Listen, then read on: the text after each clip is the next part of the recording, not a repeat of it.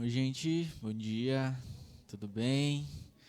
Como estamos? Graças a Deus, mais um dia aqui reunidos para nós refletirmos sobre a palavra de Deus, sobre o que Deus nos diz a respeito da sua igreja e o desejo dele a respeito de como nós devemos ser igreja. E é uma alegria a gente estar aqui nessa manhã, nesse tempo, para nós refletirmos, os irmãos e irmãs aqui no templo, irmãos e irmãs em suas casas também nos acompanhando. Graças a Deus pela chuva que caiu, que tem caído, dias bem molhados, graças a Deus, né? Um pouquinho mais fresco também, mas é muito bom. Presente de Deus, bênção de Deus para as nossas vidas, para a gente que precisa, para o pessoal que trabalha com agricultura principalmente.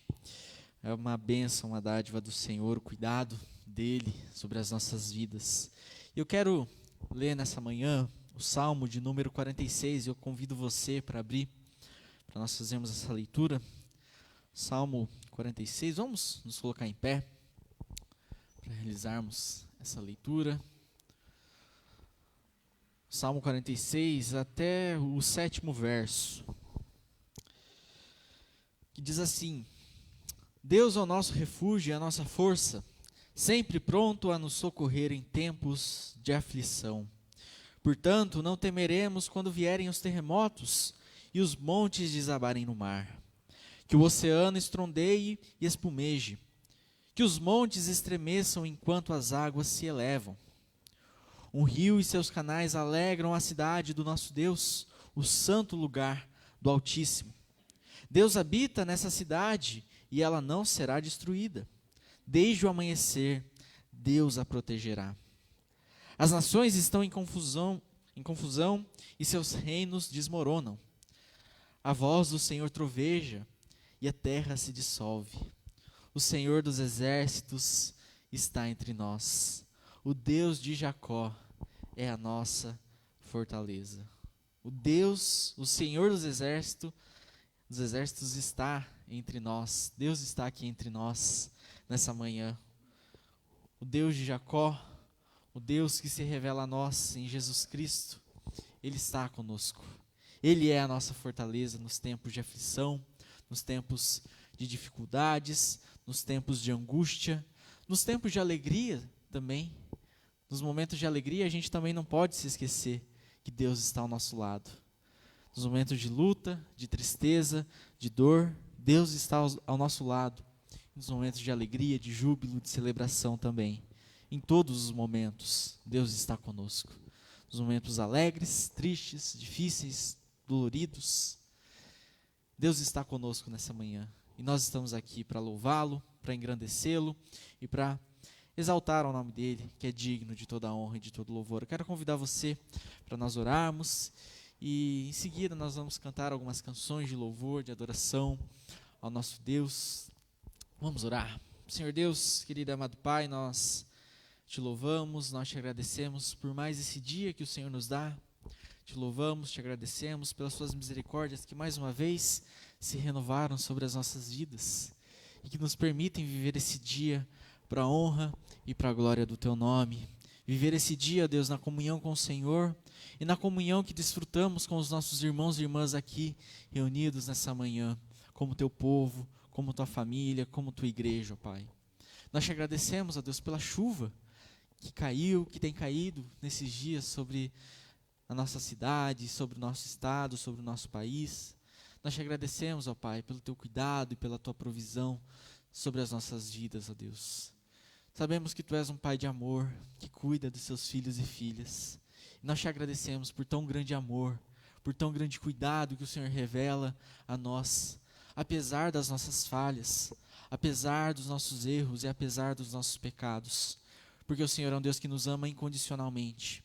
Quer nós estejamos perto, quer nós estejamos longe, o Senhor está ao nosso lado, cuidando de nós e conduzindo os nossos passos. Nós te agradecemos, ó Deus, por tudo que o Senhor tem feito em nossas vidas e na vida da Tua igreja. E nós te pedimos que o Teu Santo Espírito nos inspire nessa manhã, para nós entendermos o Teu propósito, para nós, enquanto teu povo, enquanto tua igreja, enquanto teus filhos e filhas, discípulos e discípulas de Jesus. Nós te pedimos, ó Pai, que o Senhor esteja entre nós, nos inspirando, nos fortalecendo e nos edificando, para a honra e para a glória do teu nome, para que o teu reino seja conhecido e expandido aqui nessa terra, através das nossas vidas. Que assim seja, Deus, para a honra e para a glória do teu nome. É a nossa oração no nome santo e precioso de Jesus. Amém. Vamos louvar a Deus.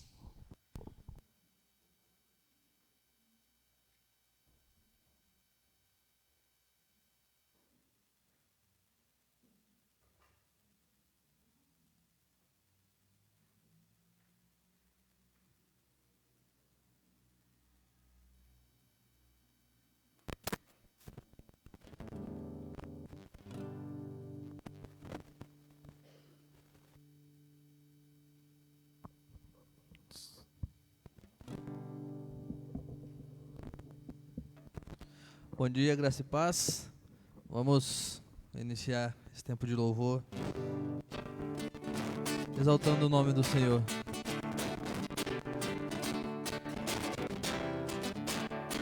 Teu nome, ó Deus, exaltarei, tua majestade levantarei, pra sempre te proclamarei, e em teu louvor eu cantarei, porque digno, digno és tu. A ti será a honra e o poder, porque digno, digno és tu. Recebe a adoração, Senhor.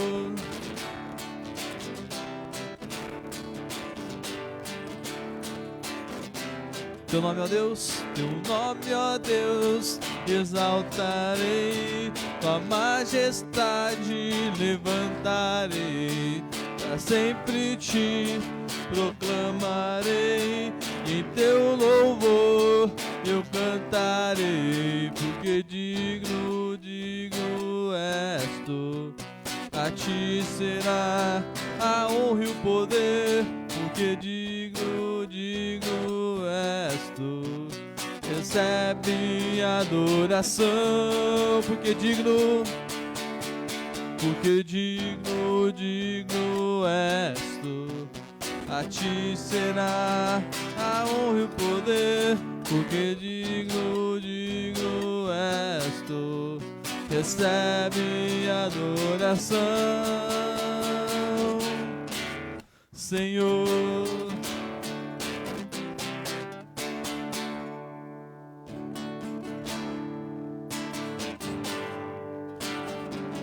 Senhor, formoso és.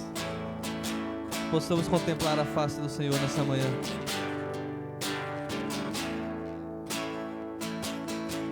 Senhor, formoso és, tua face eu quero ver, pois quando estás neste lugar, tua graça invade mim. Senhor, formoso és. Senhor, formoso és, tua face eu quero ver, pois quando estás neste lugar, tua graça invade mim. Acende a chama.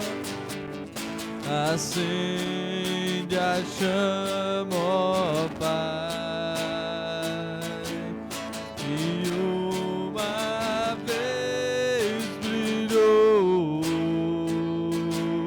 vem limpar, brilhar, resplandecer o meu primeiro amor. Acende a chama, ó Pai. Acende a chama, ó Pai,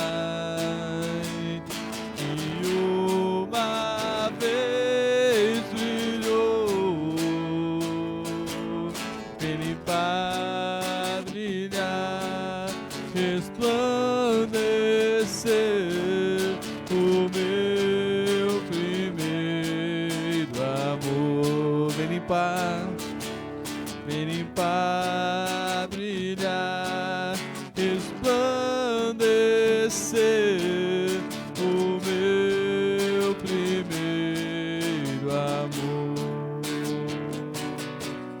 o meu primeiro amor.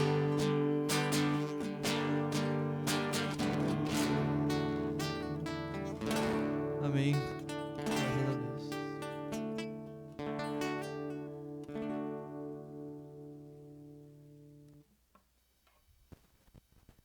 Os irmãos e irmãs podem se assentar.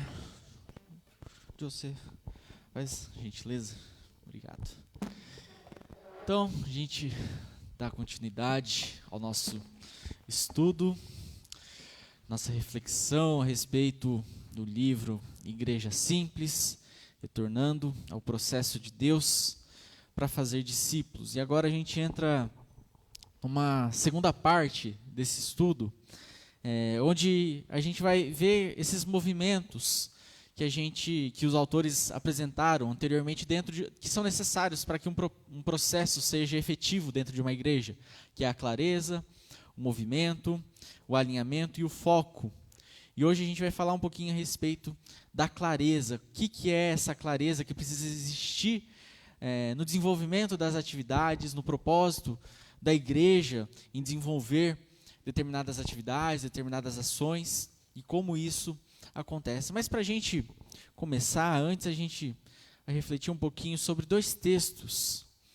E eu quero convidar os irmãos a abrirem a Bíblia lá em Efésios 2, versículo 19 a 22, e primeira carta de Pedro, no capítulo 2, os versículos 4 a 12. Dois textos, os irmãos ou irmãs que acharem podem ler, Efésios 2, 19 a 22 e primeira carta de Pedro 2, capítulo 2, versículo 4 a 12. Quem achou pode ler. Primeiro Efésios.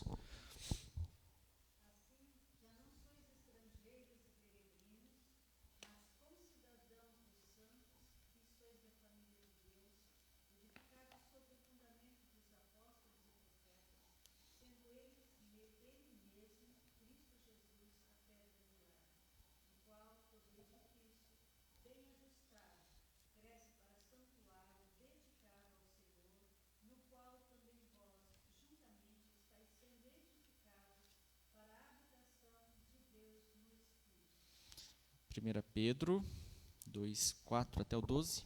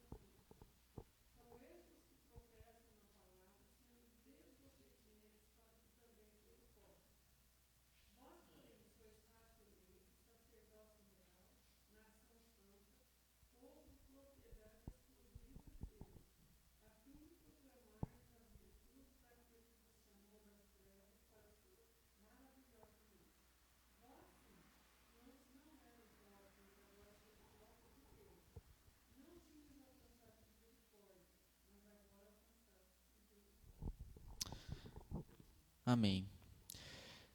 Esses dois textos, juntamente com vários outros, eles se referem, eles em algum momento usam a palavra edificados, ou edificar, ou edificação. E isso faz a referência à nossa primeira ilustração nessa manhã, de que nós somos chamados por Deus para nós sermos construtores, edificadores, mestres de obras, pedreiros, pedreiras do reino de Deus, da igreja de Jesus. Eu gosto muito de arquitetura, de engenharia civil, de urbanidades em geral, e tem gente que é fã de banda, tem gente que é fã de séries, de filmes, de sagas. Eu sou fã de empreiteiras e construtoras. Quando eu vejo alguma obra, né, algum projeto, né, de edificação, eu fico fascinado com aquilo, eu acho muito, muito legal. E embora seja péssimo em matemática, eu nunca me daria bem em engenharia civil ou arquitetura, é uma coisa que eu admiro muito. Quando a gente vai para Maringá ou para Londrina e a gente vê, né, aquelas grandes edificações, aquele monte de prédio, né, Londrina, uma das cidades de interior mais verticalizadas do Brasil, né, a gente vê muitos prédios em construções ou terrenos vazios que vão virar algum prédio, né, principalmente ali na região da Gleba Palhano. E eu gosto muito de observar isso, acompanhar algumas obras, né? E essa referência que a gente encontra na Bíblia sobre edificação, ela fala muito a respeito da nossa vida enquanto igreja, enquanto comunidade. Porque a gente faz parte de uma obra. A gente está dentro de um contexto, de um movimento de obra, de edificação, de construção. Não apenas e não necessariamente no sentido físico de construir prédios como um templo que a gente constrói, que a gente reforma, que a gente planeja, que a gente expande, mas no sentido espiritual, de nós edificarmos vidas, de edificarmos um corpo de pessoas, um coletivo, um agrupamento, um ajuntamento de pessoas que buscam fazer a vontade de Deus. A gente falou, a gente conversa, a gente repete isso várias vezes, né? Que Deus ele está em missão no mundo. Deus ele está agindo em missão neste mundo. E o alvo da missão de Deus são as pessoas desse mundo que nós vivemos. E Deus, uma das ferramentas, uma das ilustrações que a gente entende ser uma das ferramentas, né, que Deus usa para alcançar essas pessoas é construir formas, construir ambientes, construir mecanismos para alcançar essas pessoas, para se relacionar com essas pessoas. Deus ele quer ter comunhão com as pessoas, Deus ele quer se relacionar com as pessoas.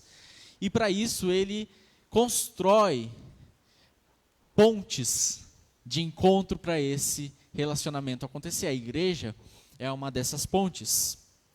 Por meio dessas pessoas que Deus deseja ter relacionamento, que Deus deseja alcançar, Ele quer revelar o seu reinado soberano, eterno, sobre as pessoas, sobre o mundo, dizer que existe um Deus, dizer que o mundo ele não está entregue à sua própria sorte, dizer que as pessoas elas não precisam viver uma vida sem uma orientação, viver uma vida perdida, viver uma vida sem um rumo definido, porque Deus ele traçou um rumo para a existência humana, traçou um projeto, um planejamento para a vida de cada um de nós. E esse projeto que Deus estabeleceu para nós, a gente vai vivê-lo até o dia final, até o dia da consumação, até o dia onde o reino de Deus será estabelecido plenamente.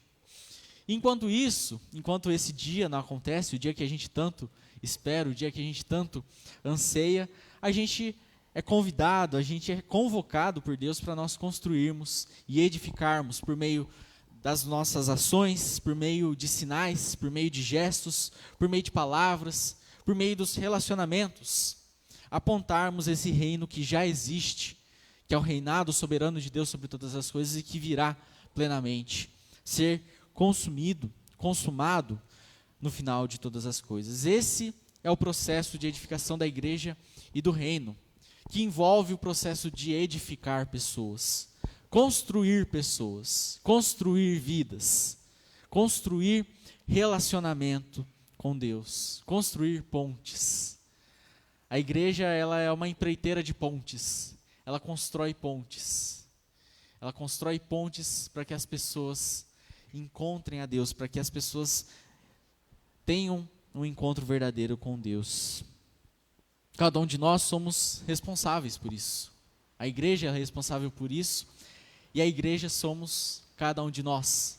Somos todos nós aqui reunidos nesse corpo, que fazemos parte dessa família, que fazemos parte desse movimento que Deus nos convida a participar.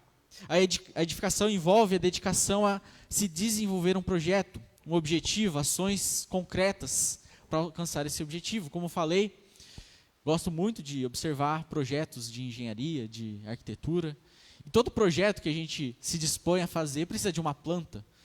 Quando você vai construir uma casa, um apartamento, reformar alguma coisa, a gente precisa de uma planta, a gente precisa de um direcionamento, de um projeto para que a gente realize essa obra, né, seguindo as etapas corretas.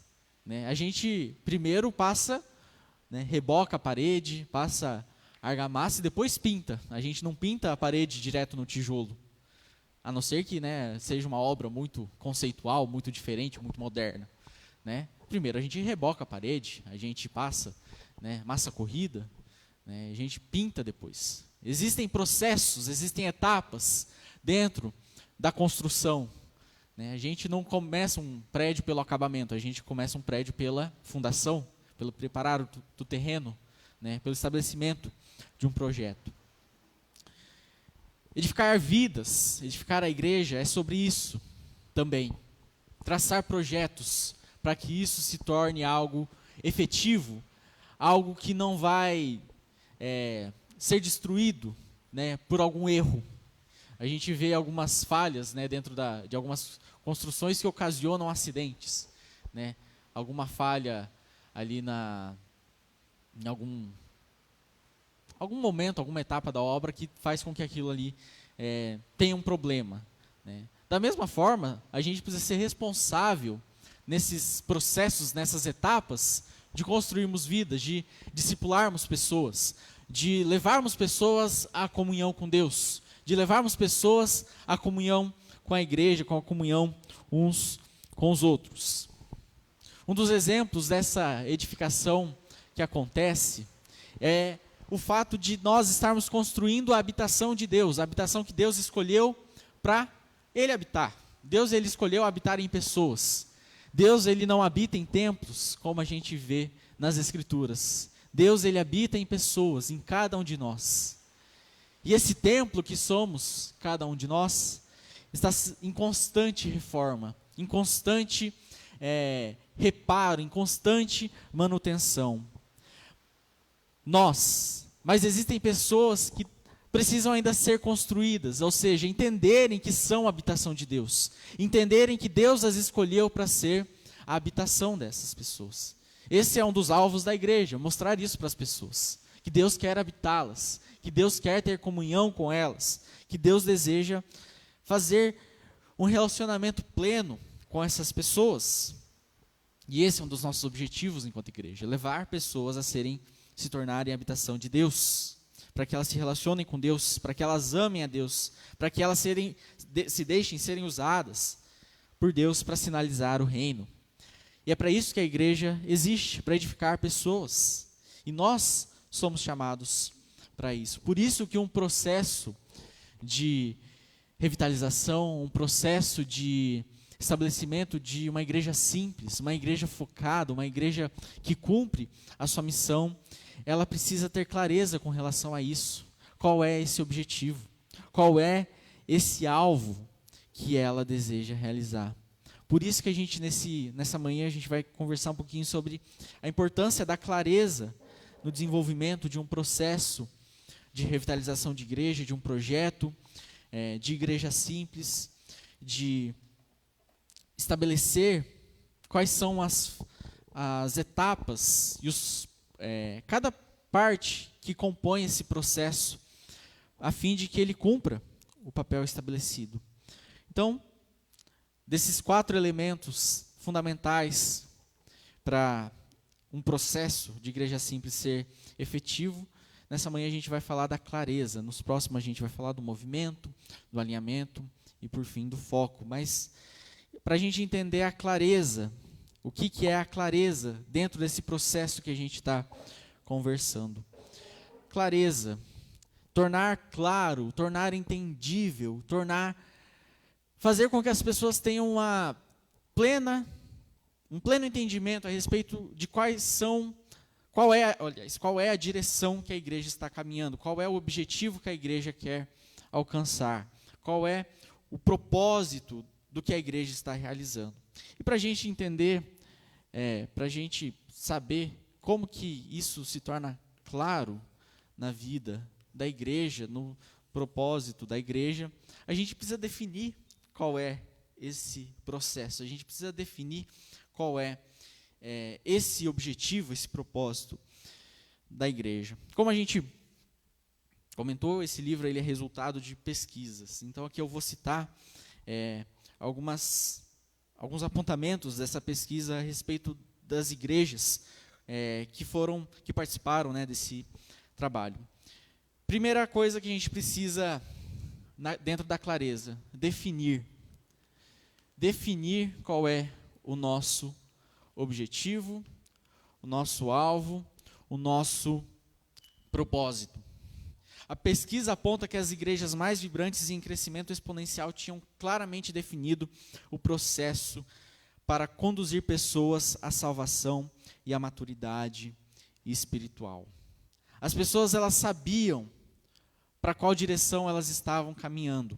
As pessoas elas tinham essa clareza, esse entendimento a respeito do que elas estavam fazendo e do porquê elas estavam fazendo e como elas estavam fazendo isso.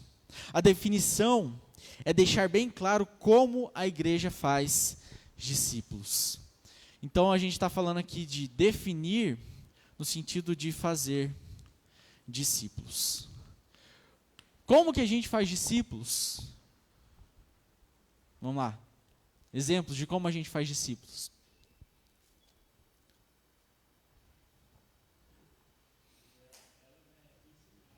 Ensinar.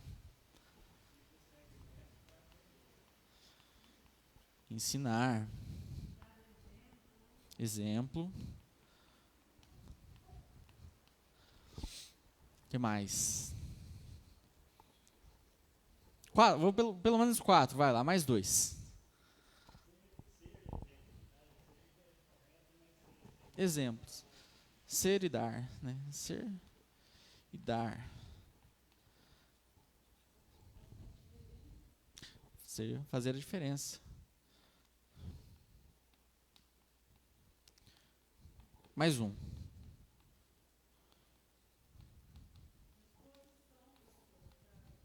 Perfeito.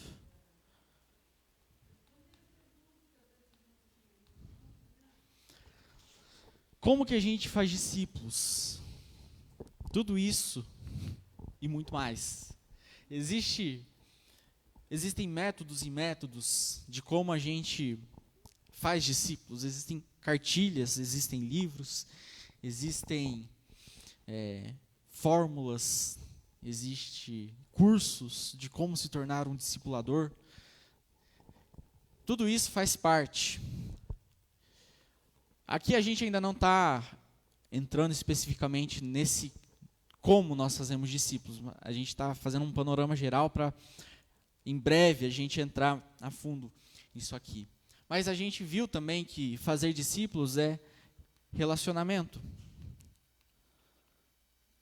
Fazer discípulos é cuidar, é se responsabilizar por alguém. Quando a gente está falando de discipulado, a gente está falando de um relacionamento de responsabilidade pela vida daquela pessoa que a gente está se dispondo a construir, a edificar para ser a habitação de Deus. Quando a gente vai ver uma obra, quando a gente vê lá, né, o tapume, geralmente tem a placa, né, falando qual que é aquela obra, qual que é a empreiteira, e toda a placa de toda a obra tem lá um engenheiro responsável por aquela obra. Que se alguma coisa der ruim, aquele engenheiro vai ser responsabilizado por aquele erro. Nessa construção que a gente está falando sobre de edificar vidas ou de fazer discípulos, a gente está falando aqui também de responsabilidade pela vida daquela pessoa que a gente está se dispondo a construir, a discipular, a edificar. Por isso que a gente precisa entender que antes da gente querer, ser motivado a fazer discípulos, a gente precisa ter esse senso de responsabilidade pela vida daquela pessoa. A gente está cuidando de vidas, de pessoas. A gente não está tratando de números, de objetos, de coisas. Jesus ele morreu por pessoas. E pessoas são importantes para Deus. Por isso que a gente precisa ser responsável nesse processo de discipularmos pessoas. Como nós fazemos discípulos? Nos relacionando com pessoas, ensinando pessoas, sendo exemplo para essas pessoas, fazendo a diferença na vida dessas pessoas, nos dispondo, dedicando tempo a essas pessoas, cuidando dessas pessoas, amando essas pessoas, caminhando com essas pessoas. São formas de como nós fazemos discípulos. Essa é a definição que envolve estabelecer um mesmo sentido para um conceito que pode ter várias definições. Fazer discípulos tem várias definições, de diversas categorias, em diversas aplicações, diversas metodologias que envolvem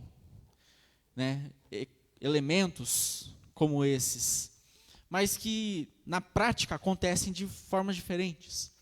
A gente está falando aqui de uma clareza de definir como que a gente organiza isso dentro de uma mesma direção, dentro de um mesmo caminho, dentro de um mesmo propósito, para que não haja confusão nesse entendimento a respeito de um conceito que pode ter várias definições.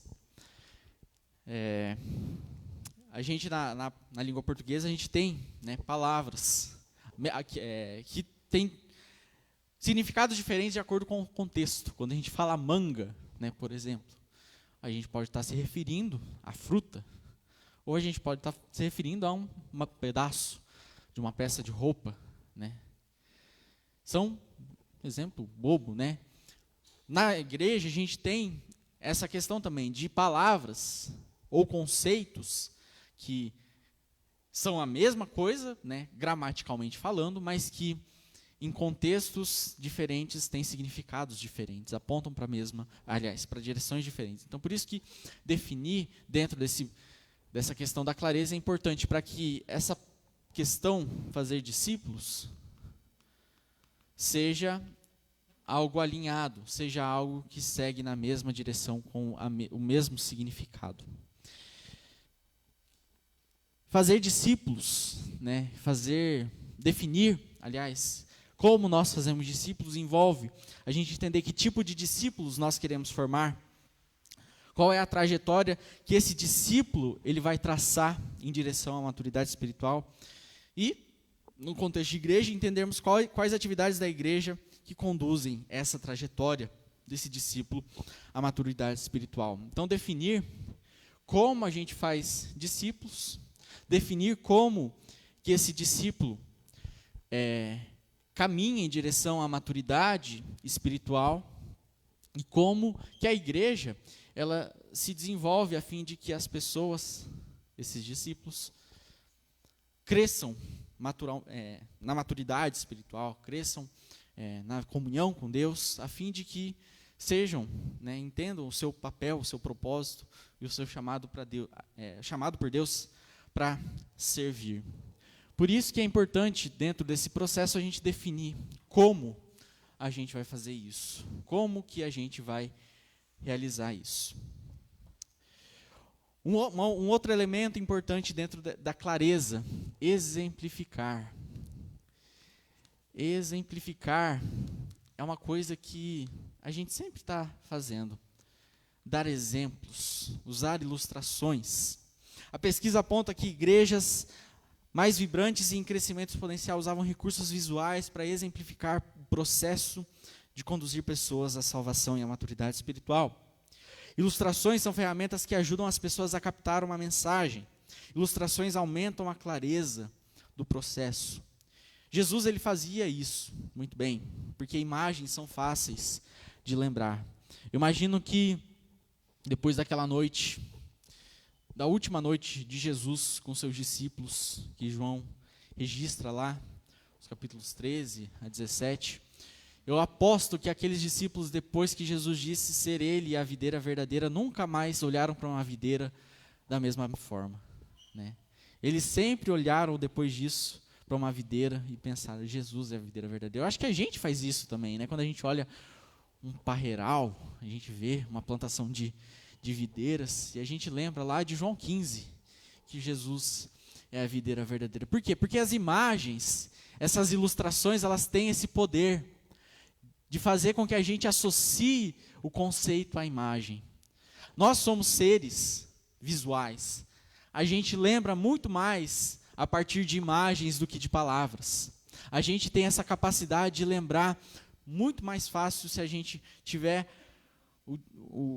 a imagem na nossa memória do que apenas palavras. Por isso que é importante, dentro dessa questão da clareza, a gente desenvolver uma ilustração para isso, né? Algumas igrejas ilustram, né, o processo que elas estabelecem para conduzir pessoas à salvação e à maturidade espiritual, né, de diversas formas, né, escadas, sei lá, caminhos, trilhas, árvores, plantações. Cada igreja ela entende, né, como que essas imagens, essas ilustrações, elas se aplicam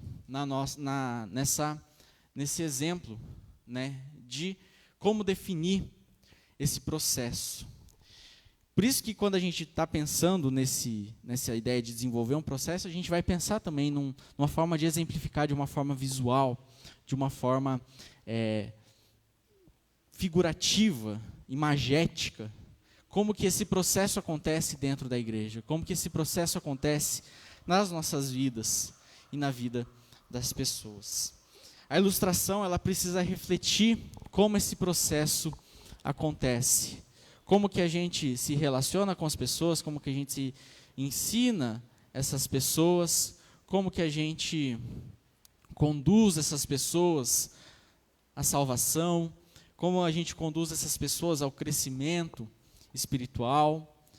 Exemplos, né, de figuras simples, muitas vezes que são usadas para ilustrar como esse processo acontece. As ilustrações elas precisam demonstrar progressão, ou seja, não é algo que apenas acontece e fica ali. A nossa vida é uma vida de progressão, a vida com Jesus é uma etapa de progressão. Pois não, seu?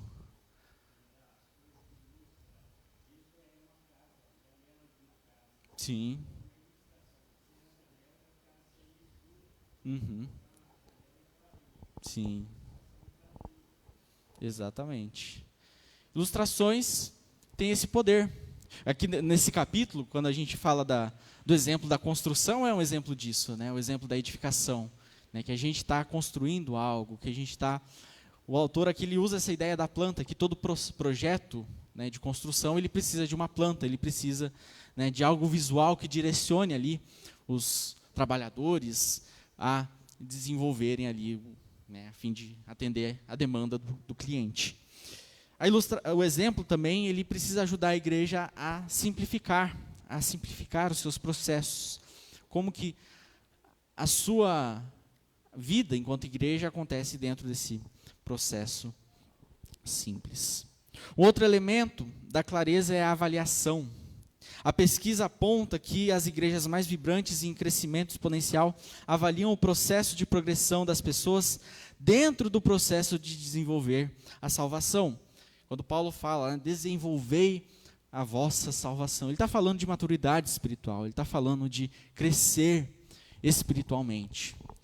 A gente precisa avaliar como que isso está acontecendo na vida das pessoas. Como que, enquanto igreja, as pessoas elas estão conseguindo se desenvolver espiritualmente. Claro que na igreja, a gente não aplica prova.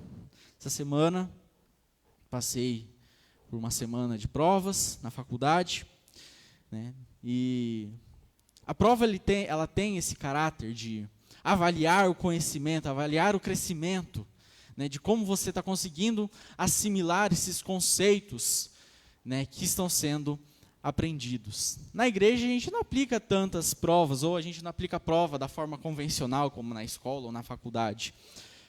Acho que a nossa avaliação ela é muito mais prática, é uma avaliação muito mais de observação, avaliação dos frutos. Que fruto nós estamos dando? Os frutos das nossas ações, os frutos daquilo que a gente está plantando, os frutos daquilo que a gente está fazendo, ou as reações das nossas ações. Eu acho que é uma das melhores formas de nós avaliarmos que frutos nós estamos dando. Quais são esses frutos? Se eles existem, os frutos eles demonstram, eles mostram a nossa, onde que a gente está no nosso progresso espiritual, no nosso crescimento espiritual, no nosso nível de comprometimento. Os frutos eles revelam o nosso compromisso. Se nós de fato estamos compromissados, estamos comprometidos com a causa do reino de Deus. Avaliar como o processo está sendo desenvolvido e os seus resultados ajudam a liderança e a igreja a terem clareza a respeito de como as pessoas estão respondendo ao processo, como as pessoas estão entendendo isso que a gente está chamando de fazer discípulos, de conduzir pessoas à maturidade espiritual, de ajudar pessoas na sua jornada. A gente precisa avaliar isso. A gente avalia isso através dos frutos. A gente avalia isso através de conversas. A gente avalia isso a partir desse relacionamento que a gente estabelece com as pessoas, de como as pessoas elas têm conduzido a sua vida no dia a dia, as situações que elas passam no dia a dia, problemas no trabalho, problemas em casa, problemas na família, e como elas reagem a esses problemas. O crescimento espiritual, ele nos faz encarar os problemas que a gente vive no nosso dia a dia de forma responsável, de forma madura, né? Diferente de quando a gente estava aqui, né? No começo da caminhada. Por quê? Porque a gente está num processo de crescimento espiritual. Então, quando a gente está aqui, né, um pouco mais já... Eu não digo nem com questão de tempo, porque essa não é uma questão de tempo de caminhada. Maturidade espiritual não está necessariamente ligada a tempo de caminhada. Ela está ligada a dedicação, disposição a aprender e a crescer. Tem gente que, até porque o tempo ele é uma coisa relativa, né, para as pessoas, nesse sentido de, não, eu tenho muito tempo ainda. Mas esse muito tempo, o que é esse muito tempo para cada pessoa? Né? Tem pessoas que 1 hora é muito tempo. Para algumas pessoas é pouquíssimo tempo. 1 ano é muito tempo. 1 ano para outras pessoas é pouco tempo. Essa questão, então, de maturidade espiritual não está relacionada necessariamente a tempo de caminhada, mas disposição a aprender, disposição a crescer, disposição a se engajar e a trabalhar. Por isso que a gente também avalia, né, essa questão, né, de entender esse tempo de caminhada cristã realmente revela maturidade. Avaliar a frequência, o desenvolvimento de forma horizontal. Aqui a gente está falando de frequência, né, e o autor aqui está falando de frequência em atividades da igreja. Né. Vamos supor aqui, no culto, qual que é a frequência do culto? Muita gente, o templo cheio, né, bastante gente. Né. Por exemplo, domingo passado, nossa igreja estava cheia aqui. Mas a gente pode avaliar a nossa igreja a partir daquele culto? Não. Por quê? Porque a maioria das pessoas eram convidados, eram convidadas, eram pessoas que estavam aqui para participar de um momento especial, de um momento diferente. Né. Então, por isso que a gente não pode olhar, né, de cima para baixo e isoladamente do contexto todo. A gente precisa observar verticalmente, olhar para todos, olhar o contexto, olhar como as coisas estão acontecendo dentro desse processo. Avaliar a frequência em cada estágio desse processo, não apenas em atividades, nas agendas da igreja, mas nessas etapas desse processo de progressão, como que as pessoas estão se desenvolvendo nesse progresso espiritual. A avaliação ela é muito importante nesse sentido de trazer clareza se esse processo ele está sendo efetivo, se ele está sendo eficaz, se ele está realmente cumprindo a sua função, o seu papel. Um outro elemento da clareza é a discussão. E aqui não no sentido de discutir, né, brigar, mas debater, né, conversar a respeito, de trazer prós, contras, trazer pontos favoráveis, pontos positivos, pontos negativos, né, e a partir de diferentes pontos de vista.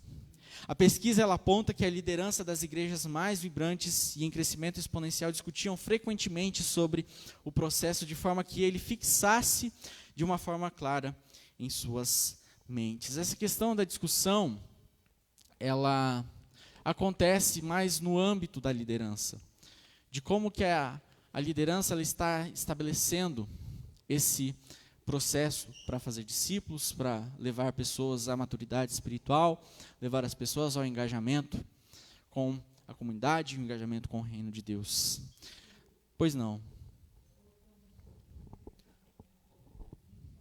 Uhum. Sim.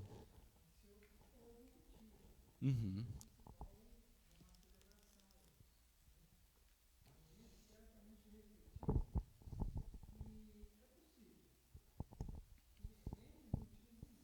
Sim.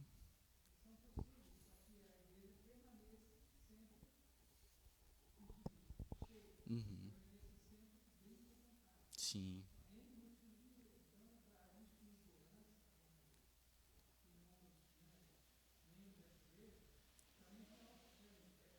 Uhum. Com certeza, com certeza. Convidar, né? Às vezes a gente espera, né, ter um momento especial, como foi domingo passado, para convidar pessoas, né? E parece que as pessoas não vêm se não tiverem. Também tem esse outro lado, né? Parece que as pessoas não vêm, não tem tanto interesse em vir, se não tem algo diferente, algo especial, algo que chame a atenção. Infelizmente, essa é uma realidade que a gente tem que encarar, né? Por isso que a gente precisa entender como que a gente torna aquilo que precisa realmente ser atrativo. Como fazer o evangelho ser atrativo para as pessoas. Como fazer a salvação em Cristo Jesus, a vida com Cristo Jesus, a comunhão com Deus, algo atrativo para as pessoas. E é sobre isso também que a gente está falando, né? Fazer uma igreja ser atrativa. É muito fácil nós sermos uma igreja atrativa. Se a gente quiser atrair as pessoas para virem ao templo, é muito fácil, a gente reforma, a gente pinta a parede de preto, a gente coloca luz colorida, a gente coloca telão, a gente contrata uma banda. As pessoas elas são atraídas esteticamente por esses elementos. Mas a gente não está falando de uma atração estética, a gente está falando de uma atração de compromisso com o reino de Deus. A gente não está falando de uma atração visual, né, experiencial que as pessoas estão em busca, mas um compromisso verdadeiro e real com a causa do evangelho, né? Então, faz parte disso, do fazer discípulos, a gente entender como que a gente faz o evangelho ser algo atrativo para as pessoas. E isso é difícil, isso não é tão simples assim. Isso requer conhecimento, requer disposição para a gente entender como que a gente faz as pessoas se interessarem pelos motivos verdadeiros, pelos motivos reais pelo evangelho, não por interesses pessoais. Tem gente que vai para a igreja por interesse pessoal, a gente sabe, né? Vai na igreja apenas quando precisa de uma bênção de Deus, quando está doente, quando precisa de uma resposta. Não é esse tipo de relacionamento que Deus quer. É um relacionamento perene, um relacionamento diário, como a gente viu aqui, né? Seja na aflição, na dor, seja na alegria, na tristeza, no momento de júbilo. Deus ele quer estar sempre em comunhão com a gente. Então, voltando aqui para a discussão, é importante a discussão do processo, de como as coisas estão acontecendo de uma forma frequente entre a liderança. Por quê? Porque a cultura de uma igreja, ela acompanha a cultura da liderança. Se a liderança ela é acomodada, a igreja também será acomodada. Se a liderança ela foca no que é complexo, no que é difícil, a igreja também focará. Se a liderança ela preza pelo simples, a comunidade também prezará. Se a liderança ela está engajada nesse processo de fazer discípulos, a comunidade também estará. A gente trabalha com essa ideia de reflexos. A liderança ela reflete a comunidade reflete a liderança. Então, a gente está falando aqui, o que está sendo refletido? Qual que é a imagem que está sendo refletida aqui? Da liderança para a comunidade e da comunidade para a liderança. É uma via de mão dupla. Né? Como que a gente está fazendo essa troca? Por isso que essa ideia do processo ela precisa acontecer em ambas as partes. Né? Independente se começa na comunidade ou se começa na liderança. Porque, de alguma forma, isso vai ser trocado. Isso vai ser uma experiência de troca. Mas que precisa estar alinhada, que precisa estar disposta a ser conversada e a ser discutida, a ser construída juntos. A ser desenvolvida, não como uma imposição de alguém que está acima para quem está embaixo, mas algo que nasce, não de hierarquias, mas de um relacionamento, né, horizontal, em comunidade. Isso faz parte desse processo, isso faz parte dessa discussão. A discussão ela leva à compreensão e à apropriação do processo. A discussão ela precisa acontecer para que as pessoas entendam os elementos que às vezes não ficam tão claros, tão objetivos, para que isso seja explicado, para que isso seja exemplificado, para que isso seja mostrado de uma forma objetiva. Isso a gente faz observando a partir desse processo que a gente está chamando, dessa lente. A gente enxerga as nossas ações a partir de como a gente vai levar as pessoas à salvação e à maturidade espiritual. Como que a gente vai desenvolver as nossas ações a fim de que as pessoas elas entendam a salvação e que a partir de entender a salvação desenvolvam ela em direção à maturidade espiritual. Repassar o processo nas reuniões, né, falar do porquê que a gente existe, do porquê que a gente está fazendo isso, do porquê que nós queremos alcançar isso, e não apenas do porquê, mas do como, das ações objetivas, das ações práticas que a gente vai ver mais à frente, creio que no movimento. Fazer testes a respeito do processo com a liderança, com as pessoas, e descobrir novas maneiras de comunicar o processo, de fazer discípulos de Jesus, de levar a salvação, a maturidade espiritual. Uma coisa que os autores eles deixam isso muito claro. Chega uma hora que as pessoas elas se cansam de ouvir a mesma coisa. A gente se cansa. A gente, às vezes, quando faz algum curso, tem alguma aula, a gente tem alguns professores que são muito repetitivos. Pela repetição, a gente aprende, a gente consegue assimilar muitas coisas. Mas mesmo depois de aprender, né, tem professor que ainda continua repetindo a mesma coisa. Isso se torna algo cansativo, algo, né, enfadonho, algo que, né, faz com que a gente disperse. Né? Já ouvi isso, já sei isso. E essa é uma tendência disso que a gente está chamando de processo também, né, de ser algo que a gente sempre repete na igreja, na comunidade, das pessoas se cansarem disso.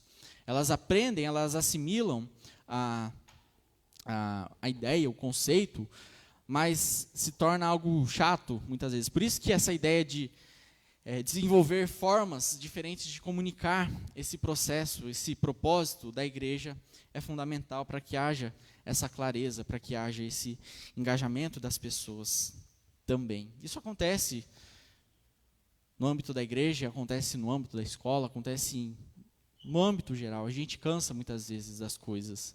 E às vezes, a mesma coisa que a gente está cansado de ver, quando apresentado de uma forma diferente, já gera na gente uma né, um despertamento, um interesse, né, como se fosse algo novo, né, apenas em trocar, né, a decoração, vamos dizer assim.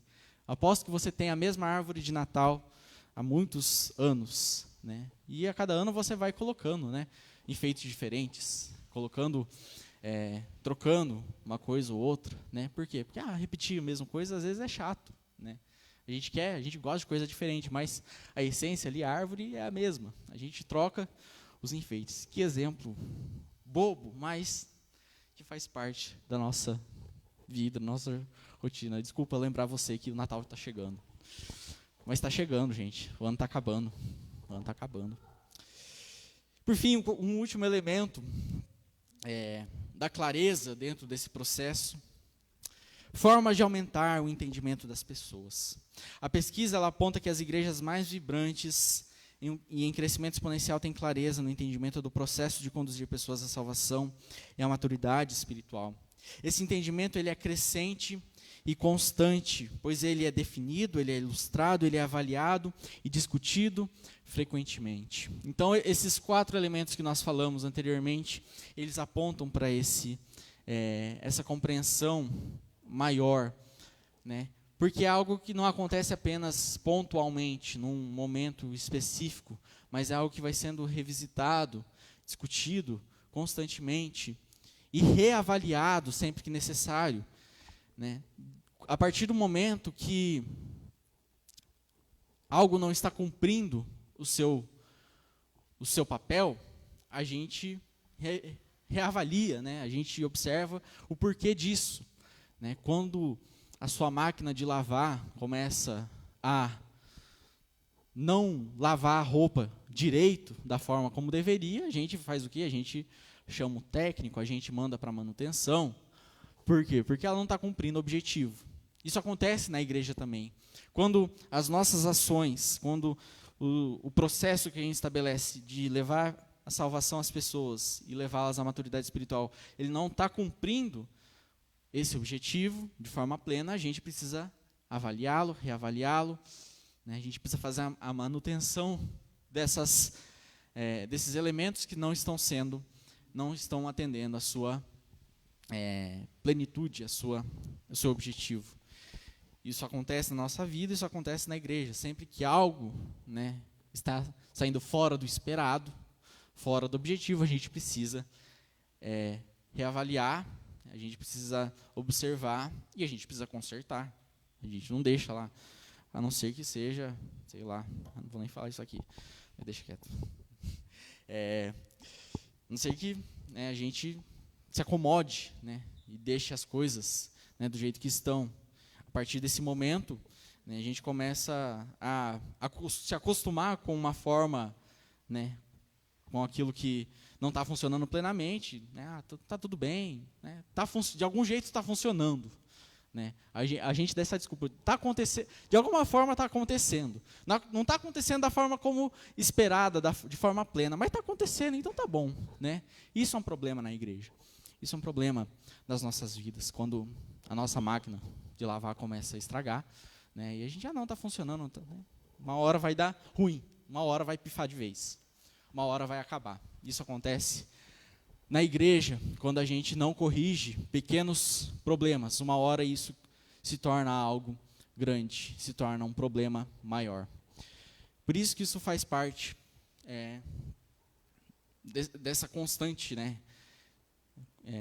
revisão, dessa constante discussão a respeito de como nós estamos fazendo discípulos, de como nós estamos conduzindo as pessoas à maturidade espiritual, de como nós estamos nos engajando para levar e manifestar o reino de Deus às pessoas. Esse entendimento é crescente, é constante, pois ele é definido, ilustrado, avaliado e discutido frequentemente. As pessoas que entendem o processo, elas se tornam capazes de conduzir outras pessoas por ele. Quando a gente tem essa clareza a respeito do que a gente está fazendo e de como nós estamos fazendo, a gente consegue despertar o interesse nas pessoas. A gente consegue fazer com que as pessoas se interessem por ele, que a gente se interesse por ele e que a gente faça com que haja um crescimento nesse processo, que é o objetivo. Para isso, a gente fala desse processo de uma forma corporativa, de uma forma institucional, de algo que faz parte do DNA. Nossa, o professor de biologia que me perdoa, que DNA feio. Faz parte do DNA da igreja, esse processo, essa forma de como as coisas acontecem a fim de levar as pessoas ao discipulado e à maturidade espiritual. Faz parte de tudo que ela faz e se propõe a fazer. Está estampado, né, nos seus periódicos, está estampado na identidade da igreja, é falado constantemente nos encontros, nas reuniões. Compartilhar o processo de forma interpessoal, a gente comenta entre nós o que a gente está fazendo para fazer discípulos, para levar as pessoas à maturidade espiritual. A gente comenta com as pessoas o que nós estamos fazendo a fim de cumprir essa missão, esse objetivo e esse propósito desse processo que a gente está conversando. E mais do que isso, a gente vive esse processo na nossa vida. A gente caminha, né, fazendo discípulos. A gente caminha com outras pessoas a fim de levá-las ao crescimento espiritual, porque nós estamos dentro desse processo de crescer espiritualmente, de buscar a Deus, de buscar comunhão com Deus, a cada dia sendo discípulos e discípulas de Jesus, aprendendo de Jesus aquilo que Ele quer nos ensinar e a forma como Ele deseja que a gente viva. Cristo é o nosso modelo de vida. E a cada dia a gente aprende como viver a partir do exemplo de vida que Ele nos dá. Por isso que a gente precisa fazer parte desse processo, né, de ser discípulo, de caminhar em direção à maturidade, ao crescimento espiritual, a fim de levar outras pessoas também a serem discípulos e discípulas de Jesus e a crescerem espiritualmente na comunidade, nos nossos relacionamentos, por meio das nossas atividades. E eu gostei muito dessa ilustração que os autores colocaram, né? Nós somos chamados para sermos guias turísticos do reino de Deus e não apenas agentes de viagens para igrejas. Existe uma grande diferença entre o agente de viagem e o guia turístico, né? O agente de viagem, aquele cara, aquela mulher que a gente contrata daquela agência que organiza a viagem, né? Compra as passagens, reserva o hotel, né? Mas ele fica aqui, né? Ou ali em Maringá, ou ali em Londrina, na agência onde ele trabalha. E a gente que vai lá para Maceió, que a gente vai lá para o Nordeste, ou então, sei lá, para Gramado, a gente que vai, né? O agente de viagem fica. O agente de viagem, ele dá dicas do que fazer. Mas quem nos conduz nas atrações turísticas é o guia turístico. É aquele que caminha com a gente.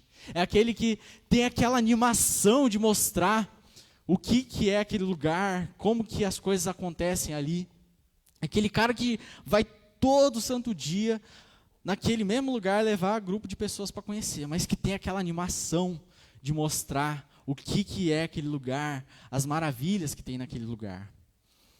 A gente não pode ser apenas um agente de viagens que manda pessoas para a igreja, que envia o convite para as pessoas para irem para a igreja, ou para virem à igreja, para chamarem as pessoas para virem para a igreja, falar para as pessoas que elas precisam ir para a igreja. A gente precisa ser guia turístico do reino de Deus, caminhar com as pessoas e levá-las a esses mistérios grandiosos da presença de Deus, da caminhada cristã, com esse mesmo entusiasmo que a gente tem em viver, em caminhar com o Senhor, a fim de que outras pessoas também tenham essa mesma animação, esse mesmo desejo, esse mesmo amor pela presença de Deus. E assim essas pessoas possam também serem outros guias turísticos do reino de Deus. Uma ilustração, um exemplo de como a gente deve ser no reino, como a gente deve ser igreja. Não apenas falar para as pessoas, você precisa ir para a igreja. A gente precisa caminhar com as pessoas sendo igreja. A gente precisa caminhar com as pessoas mostrando como esse reino funciona. E é por isso que a gente precisa ter essa clareza do que é o reino, do que é o processo de fazer discípulos e do que é o processo de crescimento espiritual, a fim de que a gente faça parte dele, que a gente leve outras pessoas a se engajarem nele. Comentários, dúvidas, questionamentos, contrariações, reclamações, estamos abertos.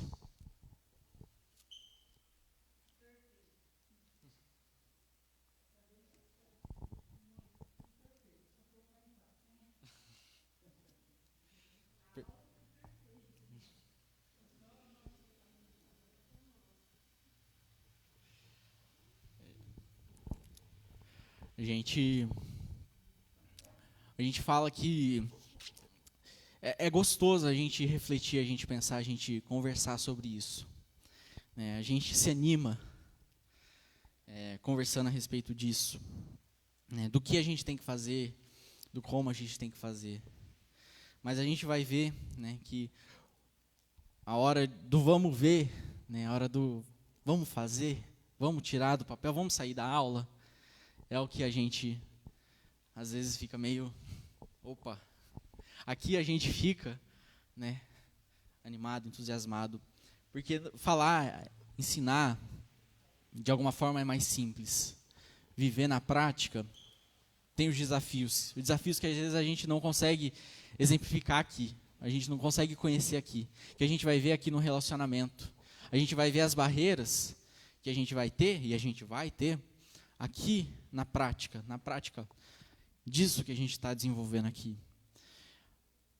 E a gente tem essa tendência, né, de, às vezes, assustar, e no assusto, né, no susto do vamos ver ali, ficar dividido, vai, não vai, né? Vou encarar, vou recuar. E a gente está sendo convidado, convocado por Deus a gente está sendo chamado a encarar o desafio, que não é fácil, que não é simples. A gente sabe que as pessoas, elas vivem momentos diferentes, em contextos diferentes, carregam consigo situações, barreiras, problemas diferentes. Mas que, pela autoridade do Espírito Santo de Deus que a gente tem com a gente é capaz de superar isso, superar essas barreiras, superar essas dificuldades. Deus, ele não deixou uma missão impossível para a gente. Eu creio nisso, que se Deus ele deixou isso para a gente fazer, é porque ele sabe que a gente é capaz, que ele sabe que a gente dá conta. Não porque a gente, por nós mesmos, dá conta, mas porque ele nos deu aquele que nos dá poder para realizar isso, né? Mas descerá sobre vós o Espírito Santo, e vocês terão autoridade para fazer isso, para serem minhas testemunhas na Judéia, na Galileia e até os confins do mundo. Deus, ele deixou isso para a gente de uma forma bem clara, que a gente teria problemas, mas que a gente também teria possibilidades de soluções, a gente teria condições de resolução. E nesse momento de medo, de incerteza, de ficar acuado, com medo, né, na insegurança, a gente se lembra disso, de que Deus ele nos dá a sua presença, o seu poder, para nós cumprirmos isso que ele estabeleceu para a gente. E reflexões para a gente pensar, né, que tipo de discípulos nós queremos fazer de Jesus. Quando a gente está falando de fazer discípulos, a gente está falando de fazer discípulos de Jesus, a gente não está falando de fazer discípulos de nós mesmos. E existe essa tendência de nós, ao discipularmos pessoas, ensinarmos pessoas a viverem como nós vivemos. Por isso que a gente precisa, antes de discipular alguém, viver como Jesus vivia, para ensinar aquela pessoa a viver como Jesus vivia, a partir do exemplo, a partir do ser exemplo e de dar o exemplo. A gente ensina as pessoas a serem discípulos de Jesus, porque nós somos discípulos de Jesus, nós caminhamos segundo o ensino de Jesus. Por isso que a gente precisa entender qual é o tipo de discípulo que a gente quer fazer. Discípulos de Jesus? Então a gente precisa aprender a ser discípulo de Jesus. A gente precisa entender o que é ser discípulo de Jesus. O que é ser um cristão, para além de uma convenção histórica, religiosa e tradicional, mas um estilo de vida que a gente extrai da própria Escritura, da própria Palavra de Deus para as nossas vidas. Nós temos sido guias turísticos do reino ou apenas agentes de viagem, de igrejas, mandando pessoas para igrejas. Jesus ele nos convida para a gente caminhar com as pessoas, não apenas levá-las para a igreja, né, dar aqui a sua passagem, seu convite para ir para a igreja, mas é para a gente caminhar, para a gente mostrar a elas a grandiosidade da presença de Deus, da comunhão com Deus, do reino de Deus. Mas para isso a gente precisa conhecer também. Para a gente ensinar as pessoas a viverem no reino de Deus, a gente precisa conhecer o reino de Deus. Para a gente ensinar as pessoas a terem comunhão com Deus, a gente precisa ter comunhão com Deus. Entender o que é essa comunhão com Deus. Para a gente mostrar para as pessoas e caminhar com elas, revelando isso.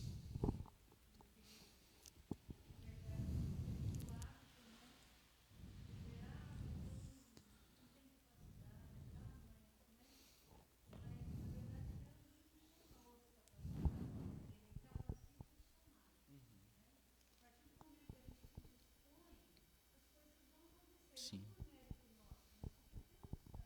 Perfeito. Exatamente.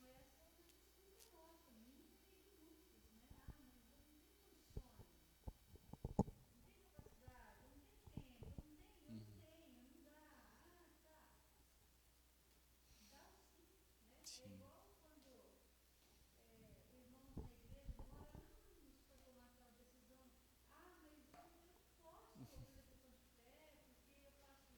Uhum.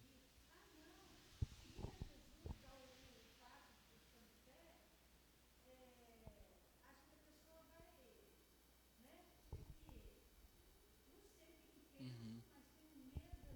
Sim. Exatamente. É um passo de fé. A gente é convidado a viver pela fé, né? Viver por aquilo que a gente não tem a gente não apalpa, a gente não tem essa certeza aqui física, né?